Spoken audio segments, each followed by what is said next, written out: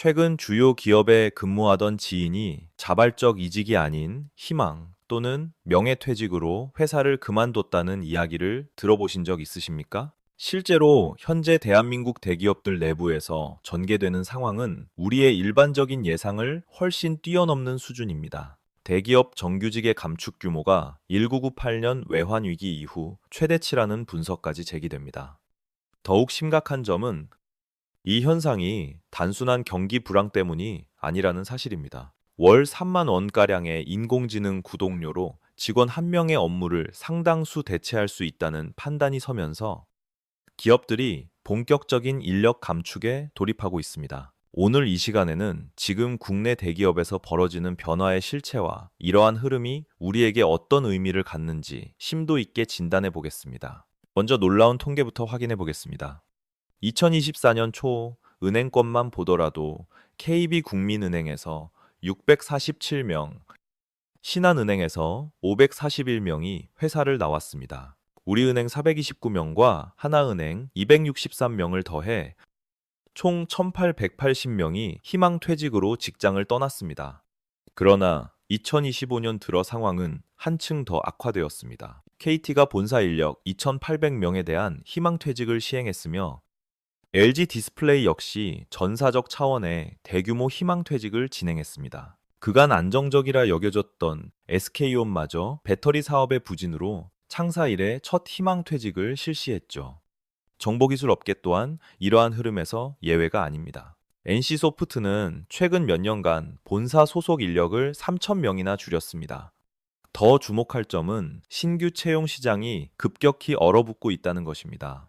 500대 기업의 신규 채용 인원은 2022년만 610명에서 2024년 6,104명으로 42.5%나 급감했습니다. 사실상 신규 인력을 거의 뽑지 않는 기조로 바뀌고 있는 것입니다. 하지만 이번 인력 구조 조정은 과거 외환 위기 때와는 본질적인 차이점을 보입니다. 첫째, 대상자의 연령대가 매우 낮아졌습니다. 외환위기 당시에는 50대 이상 고연령층이 구조조정의 주된 대상이었습니다. 그러나 지금은 40대 초중반은 물론 30대 후반까지도 희망퇴직 대상에 포함되고 있습니다. 실제로 KB국민은행은 만 40세 이상이면 신청 자격이 주어졌고 일부 정보기술 기업은 기준을 만 35세 이상으로 하향 조정했습니다. 둘째, 보상금의 수준이 현저히 다릅니다.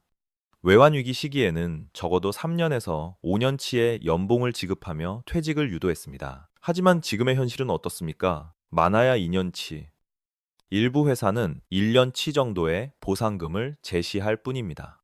한 금융업계 종사자는 이렇게 토로했습니다. 20년 이상을 회사에 헌신했는데 퇴직금을 포함해 받은 금액이 제 연봉의 2.5배 정도였습니다. 이걸로 앞으로 무엇을 해야 할지 앞이 캄캄합니다. 용민나, 베이바신도 간치사나. 셋째, 재취업이 거의 불가능에 가깝다는 현실입니다. 외환 위기 때는 경기가 회복되면서 재기할 기회라도 있었지만 지금은 상황이 다릅니다. 40대 중반에 대기업 경력이 단절되면 이전과 비슷한 수준의 직장을 구하는 것은 지극히 어렵습니다. 넷째, 경제 상황의 근본적인 성격이 다릅니다. 외환 위기가 단기적인 외부 충격이었던 반면 지금 우리가 마주한 것은 구조적 저성장 국면입니다. 2025년 한국 경제 성장률 전망치는 0.7%에서 1.5% 사이로 잠재 성장률인 2%를 크게 밑도는 수준입니다. 그렇다면 어째서 갑작스럽게 이러한 상황이 펼쳐지고 있는 것일까요? 기업들은 표면적으로 디지털 전환, 조직 효율성 제고, 미래 경쟁력 확보 등을 명분으로 제시합니다. 그러나 진짜 이유는 따로 있습니다. 바로 인공지능 AI입니다. 심지어 인공지능은 우리의 상상을 초월하는 속도와 범위로 기존의 일자리를 대체하고 있습니다. 구체적인 수치로 설명해 드리겠습니다. 챗GPT 플러스와 같은 생성형 인공지능 서비스의 월간 구독료가 얼마인지 아십니까? 미국 기준 20달러. 한화로 환산하면 약 28,000원에서 29,000원 수준에 불과합니다. 국내에서도 네이버의 클로바 X나 구글의 제미나이 같은 서비스들이 유사한 가격 정책으로 운영되고 있습니다. 이와 대조적으로 대기업 사무직원 한 명에게 드는 인건비는 어느 정도일까요? 가령 연봉이 6천만 원인 직원의 경우 4대 보험료와 퇴직금, 각종 복리후생비를 더하면 기업이 실질적으로 지출하는 비용은 연간 8천만 원에서 9천만 원에 육박합니다. 이를 월급으로 환산하면 700만 원이 넘는 액수입니다. 이는 유료 인공지능 구독료의 거의 250배에 달하는 비용이며 무료 버전을 활용할 시 그 격차는 더욱 벌어지게 됩니다. 비용보다 더 본질적인 문제는 생산성입니다. 한 정보기술 기업 인사팀의 내부 조사 결과에 따르면 보고서 작성이나 데이터 분석, 고객 응대 등의 업무에서 인공지능을 활용한 직원 1명이 그렇지 않은 직원 3명에서 5명에 맞먹는 성과를 냈다고 합니다. 2025년 10월 한국은행이 공개한 보고서는 한층 더 충격적인 현실을 보여줍니다. 지난 3년간 총 21만 1000개의 청년 일자리가 사라졌습니다. 이 중 98.6%에 달하는 20만 8000개의 일자리가 인공지능 노출도가 높은 산업 분야에서 감소한 것으로 나타났습니다. 사실상 청년층의 일자리 감소분 전체가 인공지능의 직접적인 영향권에 있는 셈입니다. 더욱 역설적인 사실은 같은 기간 50대의 일자리는 도리어 20만 9천 개나 증가했다는 점입니다. 왜 이러한 현상이 발생하는 것일까요? 인공지능은 정형화된 반복 업무나 데이터 처리 분야에서 특히 강점을 보입니다. 그리고 이런 종류의 업무는 주로 젊은 실무진이 담당하기 때문입니다. 반대로 복잡한 협상이나 관계 관리, 고도의 전략적 판단과 같은 영역은 여전히 경험이 풍부한 중장년층의 역량이 필수적입니다. 결국 인공지능이 세대 간 고용 격차를 더욱 심화시키고 있는 것입니다. 그렇다면 어떤 직무가 가장 우선적으로 인공지능에 의해 대체되고 있을까요? 첫 번째는 은행의 텔러를 포함한 창구 직원입니다. 이미 수많은 은행 지점들이 무인 점포로 전환되고 있습니다. 금융감독원 통계에 의하면 KB국민은행의 지점 수는 2020년 대비 2024년 현재 20% 이상 줄었고 창구 인력 또한 비슷한 규모로 축소되었습니다. 고객들의 모바일 뱅킹 사용이 보편화되면서 단순 업무는 인공지능 챗봇이 처리하고 심층 상담은 화상 통화로 진행하는 체계가 완전히 자리 잡았기 때문입니다. 두 번째 직업군은 콜센터 상담원입니다. 통신사 고객센터에 전화해 본 분이라면 이제는 사람과 직접 통화하기가 매우 어려워졌다는 것을 느끼셨을 겁니다. KT의 경우 인공지능 상담원이 전체 상담의 70% 이상을 담당하고 있으며 SKT는 초기 응대의 거의 90%를 인공지능이 맡고 있습니다. 세 번째는 다소 뜻밖일 수 있는 중간 관리자 직책입니다. 현장에서 직접 업무를 수행하는 실무진과 달리 보고서를 취합하고 일정을 조율하며 성과를 관리하는 중간 관리자의 역할은 인공지능과 디지털 협업 도구로 상당 부분 대체가 가능해졌습니다. 실제로 한 대기업 계열사에서는 팀장급 보직을 30% 줄이는 대신 실무자들에게 인공지능 기반의 프로젝트 관리 시스템을 도입했습니다. 그 결과는 어떠했을까요? 놀랍게도 전체적인 업무 효율은 오히려 향상되었다고 합니다. 네 번째는 회계 및 재무 분석 분야입니다.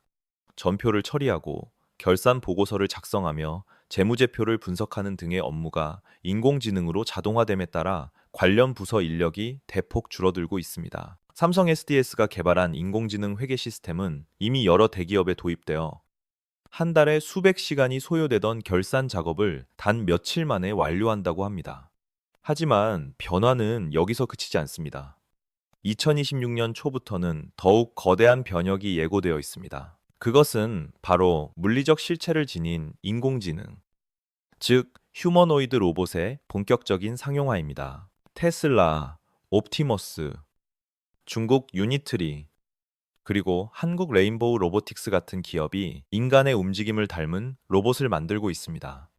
이 기술이 실제 공장, 물류 창고, 건설 부지에 적용되기 시작하면 과연 어떤 미래가 펼쳐질까요? MIT와 보스턴 대학교 공동 연구진은 2025년에서 2026년 사이에 미국 제조업 분야에서만 약 200만 개의 일자리가 인공지능 로봇으로 대체될 가능성이 있다고 예측했습니다.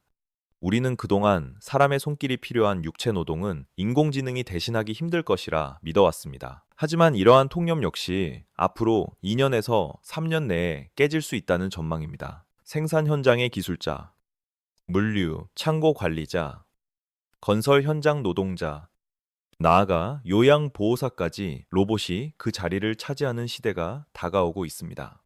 그렇다면 어떤 직업이 살아남게 될까요? 첫째, 창의력이 요구되는 직무입니다. 단순한 정보의 결합을 넘어 완전히 새로운 개념을 창조하거나 예술적 영감이 필요한 영역은 아직 인공지능이 모방하기 힘듭니다. 둘째, 복잡한 인간관계나 협상 능력이 중요한 일입니다. B2B 세일즈나 전략적 제휴 체결과 같은 업무는 여전히 인간의 고유 영역으로 남아 있습니다. 셋째, 고도의 전문 지식과 그에 따른 책임감이 막중한 직업입니다. 의사, 법률가, 고급 엔지니어와 같은 직군은 한동안 그 자리가 견고할 것입니다. 그리고 넷째, 이것이 가장 핵심적인데요. 인공지능을 능숙하게 활용하는 사람입니다. 기업이 구조조정을 단행하며 내세우는 표면적인 이유는 대개 비슷합니다. 급변하는 시장에 대응하고 디지털 전환의 속도를 내며 미래 성장 기반을 마련하기 위함이라는 명분입니다. 상당히 설득력 있게 들립니다. 그러나 내부 기획안이나 이사회 보고 자료를 살펴보면 실제 이유는 훨씬 더 직설적이고 냉혹합니다. 한 대기업의 전략기획팀이 작성한 보고서에는 다음과 같은 표가 있었습니다. 직원 A, 45살, 근속 20년, 연봉 7천만 원. 해당 직원의 향후 10년간 예상되는 인건비 총액은 9억 원입니다. 반면 인공지능 솔루션의 도입 및 유지 비용은 향후 10년간 총 5천만 원으로 추산됩니다. 그 차액은 얼마일까요? 무려 8억 5천만 원에 달합니다. 이것이 바로 기업이 바라보는 현실입니다. 직원 한 명을 내보내는 결정으로 8억 원의 비용을 절감하는 셈입니다. 만약 100명을 감축한다면 어떻게 될까요? 850억 원이라는 천문학적인 금액이 됩니다. 하지만 한국의 노동법 체계상 대규모 인력 감축은 결코 간단치 않습니다. 합당한 경영상의 사유가 증명되어야 하고 노동조합과의 협의 절차도 거쳐야 하며 정부 당국에도 신고해야 합니다. 그렇다면 기업들이 고안해낸 해결책은 무엇일까요? 그것은 바로 희망퇴직이라는 명칭입니다. 희망퇴직은 표면적으로 직원이 자발적으로 퇴사를 선택하는 형태로 포장될 수 있습니다. 물론 그 이면에는 상당한 압력이 존재하지만 말입니다. 한 금융업계 종사자의 이야기입니다. 팀장이 저를 따로 불러 이렇게 말하더군요. 지금 퇴직하면 위로금으로 2년치 연봉을 주지만 나중에 정리해고 대상이 되면 법에서 정한 최소한의 금액만 받게 될 거라고요. 결정은 당신의 몫이라면서 말이죠. 과연 이것을 진정으로 자발적인 결정이라 할 수 있을까요? 그럼에도 법적으로는 희망퇴직으로 처리되어 회사는 강제성을 부인할 수 있는 여지를 갖게 됩니다. 또 다른 방식은 성과평가 제도를 강화하는 것입니다. 갑작스럽게 평가의 허들을 높이고 인공지능 활용 능력을 핵심 성과 지표로 설정하는 식입니다. 당연히 기존의 업무 방식에 익숙했던 직원들은 새로운 목표를 달성하기가 벅찹니다. 연속해서 낮은 등급의 평가를 받으면 어떤 결과로 이어질까요? 결국 업무 능력 부족을 사유로 한 권고, 사직 통보를 받게 되는 것입니다. 최근 인력 감축의 또 다른 경향은 40대 초중반의 고액 연봉자들을 주된 대상으로 삼는다는 점입니다. 그 이유는 무엇일까요? 첫 번째는 연봉 대비 생산성의 문제입니다. 40대 중반 직장인의 연봉은 보통 7천만 원에서 1억 원 수준에 이르는 경우가 많습니다. 그러나 기업의 시각에서는 이들의 실질적인 업무 성과가 30대 직원과 비교해 월등하지 않다고 판단합니다. 특히 인공지능을 업무에 접목하는 능력에 있어서는 젊은 직원들이 훨씬 빠른 적응력을 보이기도 합니다. 두 번째 이유는 퇴직금에 대한 부담입니다. 50대까지 근무 기간이 길어지면 그만큼 퇴직금 액수도 불어나기 마련입니다. 따라서 회사 입장에서는 지금 시점에 내보내는 것이 재정적으로 더 이득인 셈입니다. 네. 세 번째는 법적인 위험 부담이 비교적 낮다는 점입니다. 40대는 고령자 보호법의 차별 대상으로 간주되기 어렵고, 그렇다고 해서 너무 젊은 나이에 부당해고를 당했다고 주장하기도 애매한 위치에 있습니다. 한 인사 컨설팅 기업의 대표는 이렇게 언급했습니다. 기업 입장에서 가장 정리하고 싶어 하는 대상은 45살 전후, 근속 기간 15년에서 20년, 그리고 연봉 7천만 원 이상을 받는 직원들입니다. 이 인력을 정리하고 그 자리를 인공지능 시스템과 젊은 인력의 조합으로 대체하는 것이 가장 비용 효율적인 방식이라고 판단하는 것입니다. 더욱 심각한 문제는 기업들이 인력 감축으로 절감한 인건비를 과연 어디에 사용하는가 하는 점입니다. 연구개발 투자일까요? 아니면 신규 사업 확장일까요? 아닙니다. 그 상당액이 주주 배당이나 자사주 매입에 사용됩니다. 직원을 내보내서 확보한 자금으로 주주들의 이익을 극대화하는 셈이죠.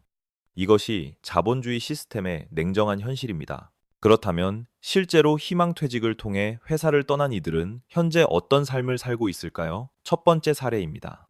김모 씨, 46살, 전시중은행 차장. 그는 20년 이상 근무했던 은행을 작년에 희망퇴직으로 떠났습니다. 퇴직금을 포함하여 수령한 금액은 총 1억 8천만 원 가량이었습니다. 처음에는 동종 금융업계로의 이직을 시도했으나 50군데가 넘는 곳에 지원했음에도 불구하고 계속해서 고배를 마셨다고 합니다. 나이 문제도 있었지만 금융산업 전반이 위축되는 추세라 경력직 채용 자체가 거의 없었다는 것입니다. 결국 그는 프랜차이즈 카페를 열었습니다. 초기 창업 비용은 1억 2천만 원이었습니다. 하지만 현실은 녹록지 않았습니다.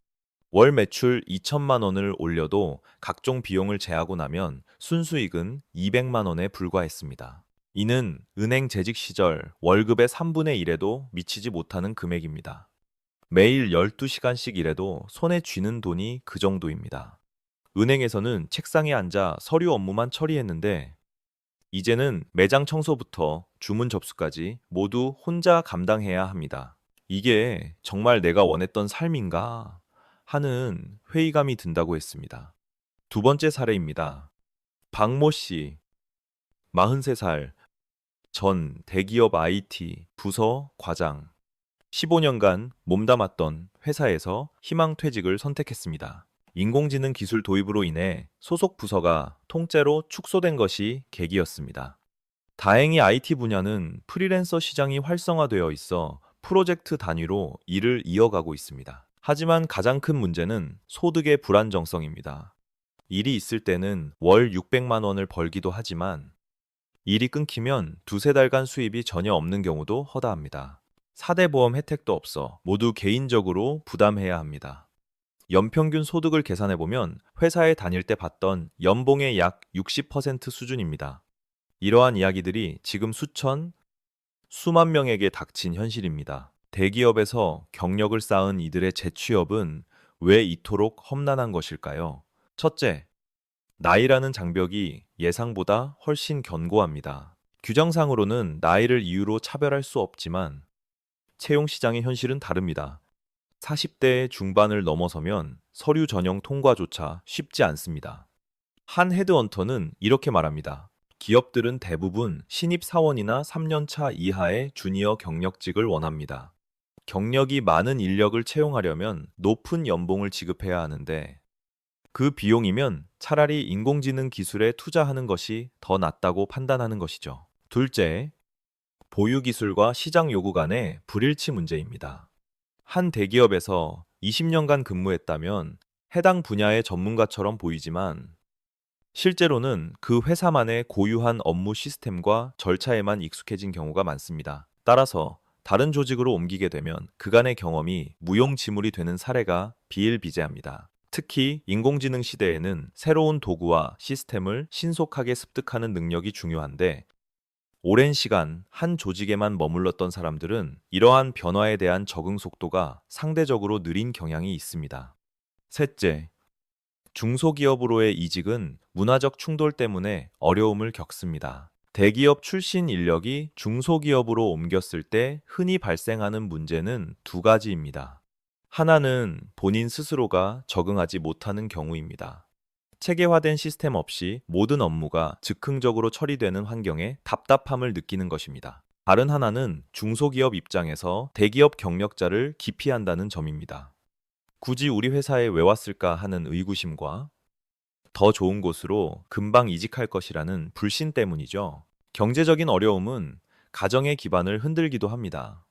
한 심리상담센터에 따르면 최근 40대 남성의 상담 요청이 눈에 띄게 늘었다고 합니다. 그들의 하소연은 대부분 비슷합니다. 아내와 아이들이 저를 대하는 태도가 예전 같지 않아요. 과거에는 듬직한 가장이었지만 이제는 무능력한 사람 취급을 하는 것 같습니다. 자녀 교육 문제도 심각합니다. 대다수 가정이 소득의 30% 이상을 사교육에 투자하는데 수입이 절반으로 줄면 어떤 일이 벌어질까요? 결국 학원 수를 줄일 수밖에 없고 이는 가족 간의 불화로 번지게 됩니다. 네, 고등학교 3학년 아들 학원을 그만두게 했습니다. 아이가 울면서 아빠가 대기업에 다닐 때는 돈 많다고 뽐내더니 이제 와서 이러느냐고 소리치더군요. 정말 참담한 심정이었습니다. 직장을 잃으면 고용보험을 통해 실업급여를 신청할 수 있습니다. 그러나 이것이 과연 실질적인 버팀목이 되어줄까요? 희망퇴직의 경우 실업급여를 받을 수 있는 기간은 최대 8달입니다. 지급액은 퇴직 이전 평균 임금의 60%이며 하루 상한액은 6만 6천 원입니다. 이를 월 단위로 계산하면 최대 약 200만 원을 수령할 수 있습니다. 대기업 재직 시절 월급이 600만 원이던 사람에게 200만 원으로 8달을 버티라는 것은 과연 현실성 있는 이야기일까요? 심지어 희망퇴직은 자발적 이직으로 처리되는 사례가 많아 실업급여 수급 자격 자체를 얻지 못할 수도 있습니다. 정부는 중장년 재취업 지원 프로그램을 가동하고 있습니다. 고용복지 플러스 센터를 통해 직업 상담, 훈련, 취업 알선을 제공한다고 홍보하는데요. 실제 이용자들의 반응은 어떨까요? 솔직히 말해 실질적인 효용은 거의 없다는 평가가 지배적입니다. 이유는 무엇일까요? 첫째, 연계되는 일자리의 수준이 낮습니다. 대부분 중소기업 영업직, 생산직, 혹은 경비직 등입니다. 대기업에서 20년간 사무직으로 근무한 이에게 공장 생산직을 제안하는 것이 과연 합리적일까요? 둘째, 제공되는 교육 프로그램이 시대의 흐름을 따라가지 못합니다. 인공지능 시대에 걸맞은 재교육이 시급하지만 정작 운영되는 교육은 엑셀 기초나 워드 활용 같은 수준에 머물러 있습니다. 한 참여자는 이렇게 토로했습니다. GPT 활용법이나 인공지능 협업 도구 사용법을 익혀야 할 판에 정부 프로그램은 10년 전 교육 과정을 그대로 반복하고 있더군요. 그렇다면 기업의 책임은 어느 정도일까요? 냉정하게 말해 사실상 전무하다고 볼 수 있습니다. 법적으로 희망퇴직 위로금만 지급하면 의무를 다한 셈입니다. 재취업 지원 프로그램을 운영하는 기업이 있긴 하지만 대부분 구색 맞추기에 불과합니다. 한 대기업은 퇴직자에게 아웃플레이스먼트 서비스를 제공한다고 발표했는데 그 내용을 들여다보면 이렇습니다. 이력서 작성법 강의 2시간, 면접 기술 교육 3시간이 프로그램의 전부였습니다. 20년, 30년 헌신한 직원을 내보내면서 고작 5시간짜리 교육으로 책임을 다했다고 할 수 있을까요? 전문가들 사이에서는 인공지능으로 막대한 이윤을 얻는 기업에 디지털세나 로봇세를 부과하고 그 재원으로 보편적 기본소득을 도입하자는 주장이 힘을 얻고 있습니다. 실제로 스페인과 프랑스를 비롯한 일부 유럽 국가는 이러한 정책 도입을 긍정적으로 검토 중입니다. 대한민국 역시 장기적 관점에서 이러한 정책적 전환을 고민해야 할 시점입니다. 그렇다면 이 냉혹한 현실에서 우리는 어떻게 생존해야 할까요? 세 가지 핵심 생존 전략을 제안합니다.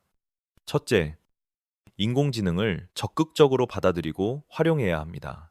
이것은 더는 선택이 아닌 생존의 문제입니다. 챗 GPT, 클로바엑스, 제미나이와 같은 인공지능 도구를 업무에 접목하여 생산성을 2배 이상 끌어올릴 수 있어야 합니다. 그래야만 인공지능에 의해 대체되는 존재가 아니라 인공지능을 도구로 사용하는 사람으로 살아남을 수 있습니다. 프롬프트 엔지니어링, 인공지능과의 협업, 결과물 검증과 같은 역량은 지금 즉시 습득해야 합니다. 2026년 초부터 휴머노이드 로봇 상용화가 예고된 만큼 현장직 종사자라면 로봇 제어 기술을 미리 익혀두는 것이 현명합니다. 둘째, 굳건한 재정적 안전망을 마련해야 합니다. 평생 직장이라는 개념은 사라졌습니다. 최소 1년치 생활비는 현금성 자산으로 확보하고 월급 이외의 추가적인 소득 파이프라인을 구축해야 합니다. 월 소득의 20% 이상은 의무적으로 저축하는 습관을 들이십시오. 갑작스러운 실직 상황에서도 조급하게 아무 일이나 택하지 않고 다음 단계를 차분히 모색할 수 있는 경제적 완충 장치가 반드시 필요합니다. 부업, 투자, 프리랜서 등 어떤 형태든 지금부터 시작해야 합니다. 재직 중에 바쁘다는 핑계로 미루면 퇴직 후에는 훨씬 더 큰 어려움에 직면하게 됩니다. 셋째, 시장에서 인정받는 경쟁력을 키워야 합니다. 현재 소속된 회사 내부에서만 통용되는 경력이 아닌 조직 밖에서도 가치를 인정받는 기술과 성과를 만들어야 합니다. 20대와 30대는 인공지능, 데이터 과학과 같은 미래 핵심 기술에 집중해야 합니다. 30대 후반에서 40대 초반은 한 분야에 대체 불가능한 전문가로 자리매김하거나 완전히 새로운 분야로 전환할 준비를 마쳐야 합니다. 애매한 위치에 머무는 것이 가장 위험합니다. 40대 중후반 이상이라면 프랜차이즈 창업보다는 초기 자본 부담이 적고 소규모로 운영 가능한 사업 모델을 찾는 것이 더 현실적입니다. 퇴직금 운용이 남은 노후의 질을 좌우하므로 체계적인 자산 관리에 각별히 신경 써야 합니다. 그러나 개인의 분투만으로는 이 거대한 흐름을 이겨내기 어렵습니다. 사회 시스템 전반의 변화가 동반되어야 합니다. 노동관련법을 손질하여 희망퇴직이라는 명분 아래 자행되는 무분별한 해고를 막고 인공지능 시대에 부합하는 실효성 있는 재교육 체계를 구축해야 합니다. 실업급여의 지급 기간과 액수 역시 현실에 맞게 조정해야 합니다.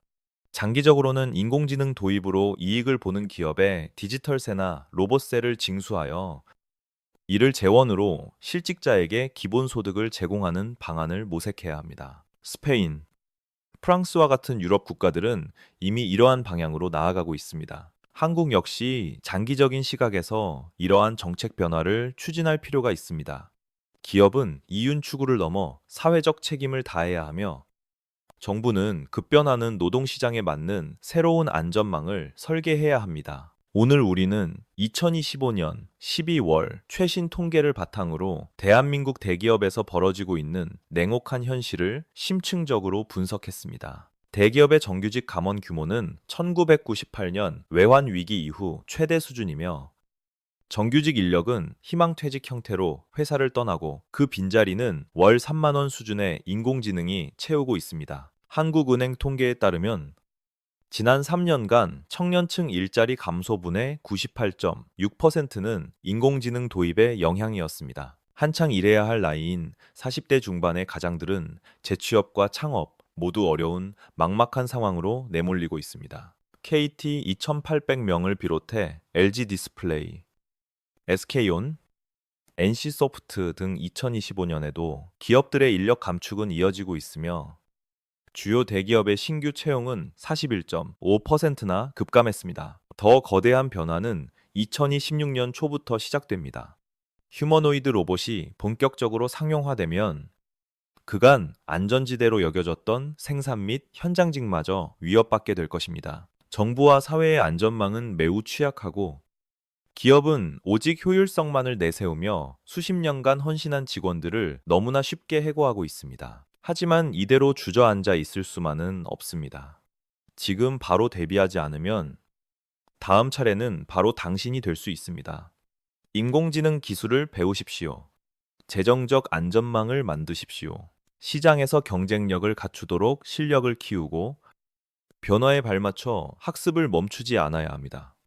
이와 더불어 사회 공동의 노력 또한 병행되어야 합니다. 변화의 물결은 거스를 수 없기에 고용 안정성을 강화하고 효과적인 직업 전환 교육과 함께 두터운 사회적 보호막을 구축해야 합니다. 나아가 디지털세, 기본소득 등 새로운 정책적 모색도 필요합니다. 다만 이러한 변화에 대응하는 방식은 우리의 선택에 달려 있습니다. 오늘 내용이 유익하셨다면 채널 구독과 좋아요로 응원해 주시기 바랍니다. 여러분의 소중한 의견과 경험을 댓글로 공유해 주십시오. 우리 모두가 이 어려운 시기를 함께 이겨내기를 기원합니다. 고맙습니다.